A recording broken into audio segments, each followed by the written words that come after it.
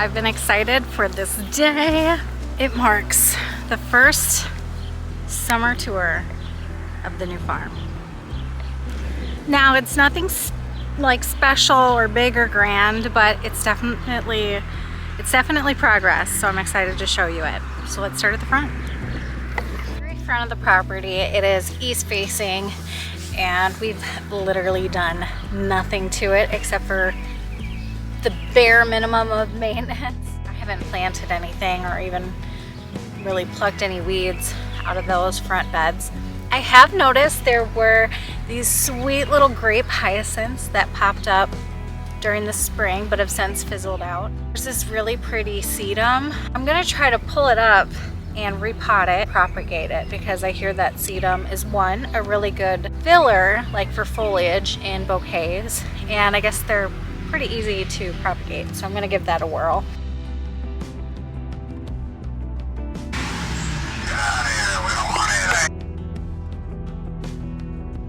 Then these little pots I put up, just the eucalyptus and things that I picked up from the local nursery. Then our rose pots. My first 2 rose buds have bloomed. It's this beautiful red. I never thought I'd be a red person, but I love like just hardcore kick-ass colors, you know, just like vibrant lipstick red and, you know, hot pink and black and white and, you know, flames and all that stuff. I underplanted them with watermelon, and you guys might be like, oh my god, why would you put such a huge vining plant under it? But there's all of this space. I so loved that we had volunteer pumpkins growing in the front of our old house, and so I am purposely putting the watermelon there to watch it grow and vine and watch the fruit, and then also kind of like take care of it. I was surprised at how excited the kids were when I told them I planted watermelon seeds, and then they weren't doing very well out in the field, so I just kind of grabbed some as insurance.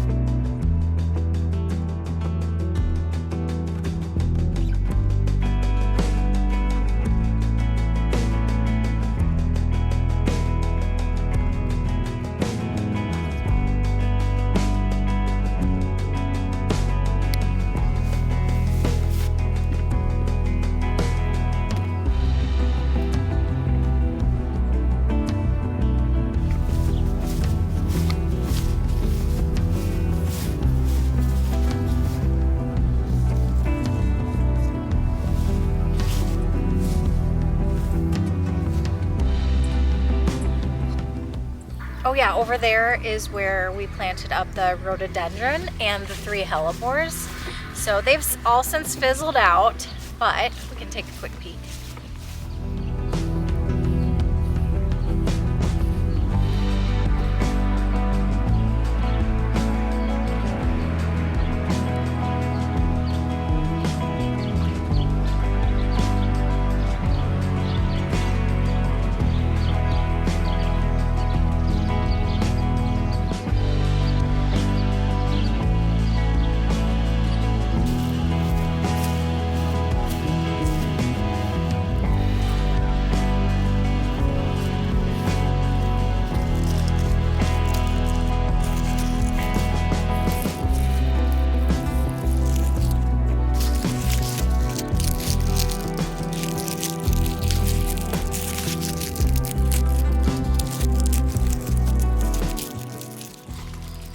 The hellebores are all dried up, their petals are dropping seeds, and I really want them to naturalize in this space. So I'm okay with them dropping seed everywhere over here. I love that.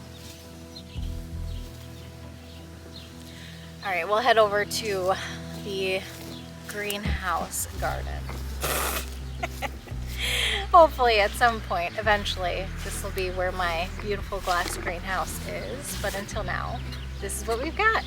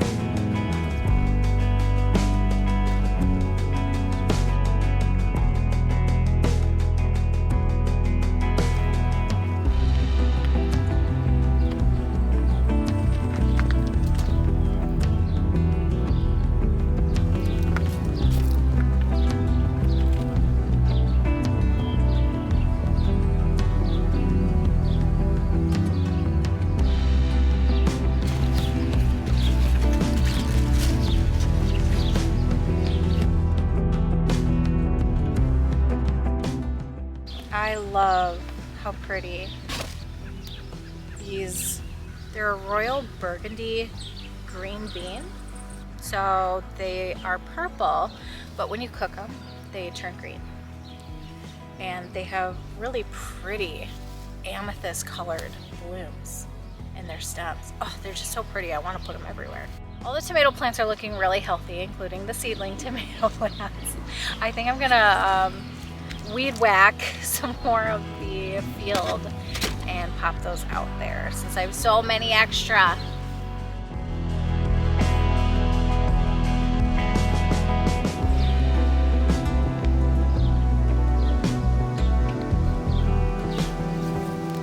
Seedlings are looking great.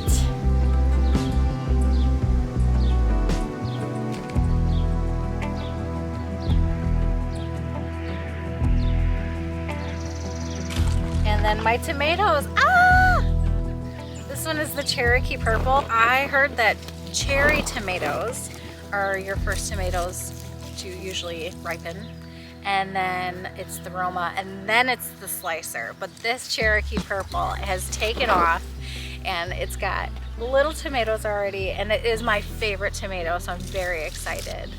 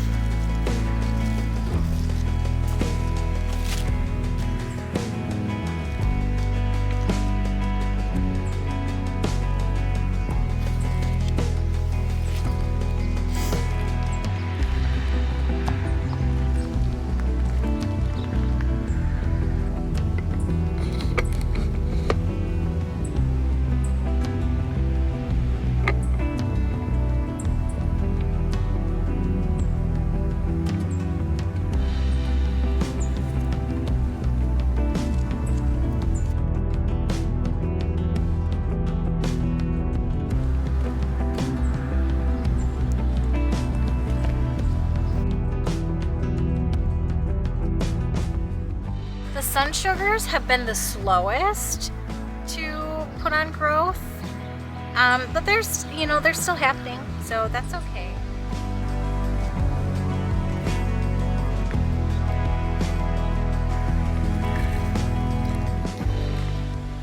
But these Brad's Atomic Grape, oh my goodness, it has grown so much, and I started that one from seed, like pretty late in the game.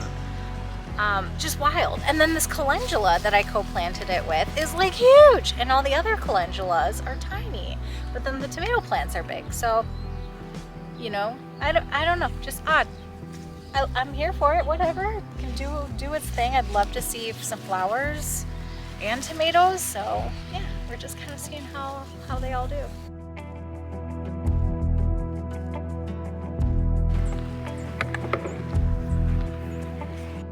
We'll walk over here, and this has kind of been like my dumping space. This is like my dumping garden.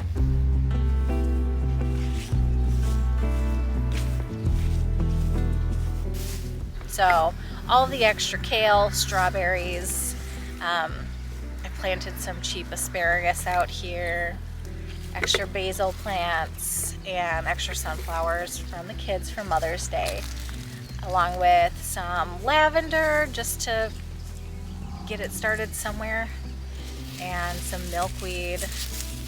So it's just kind of a dump garden, but sometimes the spaces are nice that they're just whatever, no big deal.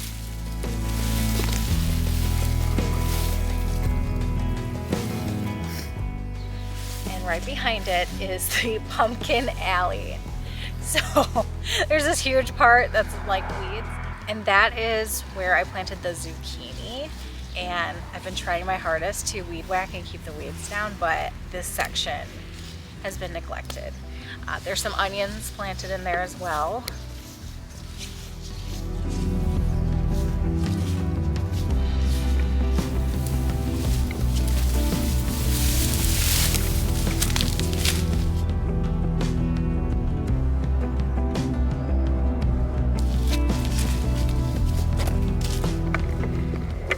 here you see the little white flags, which most of them are named and identified. I still have to write names on a lot of these, and I'm finding more and more pumpkins popping up that I didn't see before.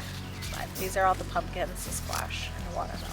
I'm really hoping that at some point the pumpkins and the watermelon and all the squash and zucchini will be so big that they will help me smother out these dang weeds. I'm glad they're doing so well because I don't have that irrigated, and I try to keep it down with weed whacking the weeds, but that's kind of it. It got watered at the start when it was seeds, but as soon as I started seeing them popping up and being established, I stopped worrying so much about watering them. Fingers crossed. I tried to overplant so that we just weed out the really hardy ones, and I'll save the seeds for them.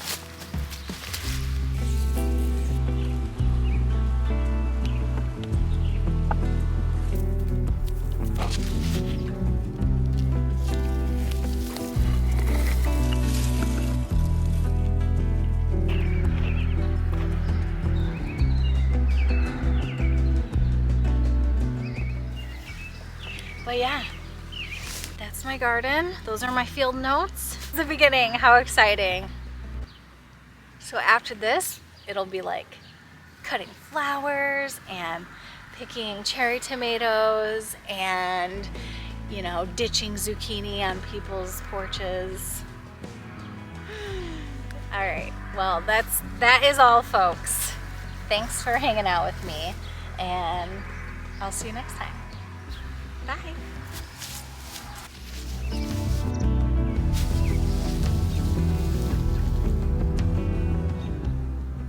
And then here, of course, here comes everyone wondering what the heck I'm doing out here.